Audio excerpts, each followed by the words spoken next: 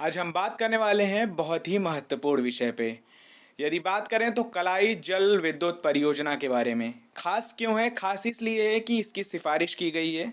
केंद्रीय पर्यावरण मंत्रालय ने अरुणाचल प्रदेश में 1200 मेगावाट की पर्यावरणीय स्वीकृति की सिफारिश की है। यदि बात करें तो अरुणाचल प्रदेश के अंजा जिला पड़ता है वहाँ पे।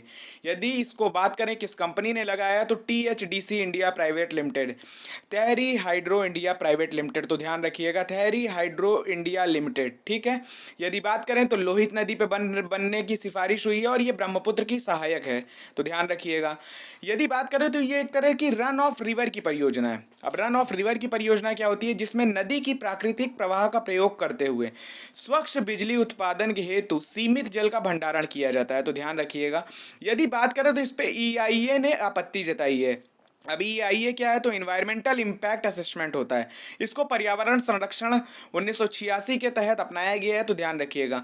आपत्ति जताई क्यों है? कि व्हाइट बेलिड हेरन की उपस्थिति का यहाँ उल्लेख नहीं किया गया। ये एक संकटग्रस्त प्रजाति है, तो ध्यान रखिएगा। व्हाइट बेलिड हेरन, इसका ये क्या है? तो ये संकटग्रस्त प्रजाति है। IUCN में ये संकटगढ़ है और वर्ल्ड लाइफ प्रोटेक्शन एक्ट 1972 के तहत ये शेड्यूल 1 में है, तो ध्यान रखिएगा। ये क्या है? ये कम व्यवधान वाले प्रवाही नदी में रहते हैं और मछलियों को खाते हैं, तो ध्यान रखिएगा। ये लोहित नदी में पाए भी जाते हैं। चिंता क्या है? कि जल विद्युत बांध यदि बनेगा यहाँ पे तो पारिस्थितिकियों को नुकसान होगा। जो व्हाइट बेलिड हेरॉन की प्रजाति है इनकी संख्या घटेगी।